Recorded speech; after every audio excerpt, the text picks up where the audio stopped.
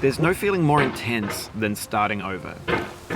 If you deleted your homework the day before it was due, as I have, or if you left your wallet at home and you have to go back after spending an hour in the commute.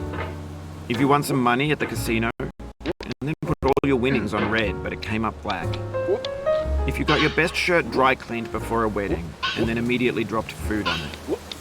If you won an argument with a friend and then later discovered that they just returned to their original view. Starting over is harder than starting up. If you're not ready for that, like if you've already had a bad day, then what you're about to go through might be too much. Feel free to go away and come back. I'll be here. Alright, thanks for coming with me on this trip. I'll understand if you have to take a break at any point. Just find a safe place to stop and quit the game. And don't worry, I'll save your progress, always, even your mistakes. This game is a homage to a free game that came out in 2002, titled Sexy Hiking. The author of that game was Jazuo, a mysterious Czech designer who was known at the time as the father of B games. And B games are rough assemblages of found objects. Designers slap them together very quickly and freely, and they're often too rough and unfriendly to gain much of a following.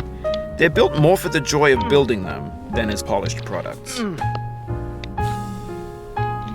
In a certain way, Sexy Hiking is the perfect embodiment of a B game.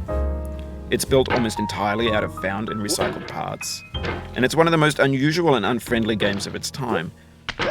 In it, your task is simply to drag yourself up a mountain with a hammer. That act of climbing, in the digital world or in real life, has certain essential properties that give the game its flavor. No amount of forward progress is guaranteed. Some cliffs are too sheer or too slippery. And the player is constantly, unremittingly in danger of falling and losing everything. Anyway, when you start Sexy Hiking, you're standing next to this dead tree that blocks the way to the entire rest of the game. It might take you an hour to get over that tree, and a lot of people never got past it. You prod and you poke at it, exploring the limits of your reach and your strength, trying to find a way up and over. And there's a sense of truth in that lack of compromise. Most obstacles in video game worlds are fake. You can be completely confident in your ability to get through them once you have the correct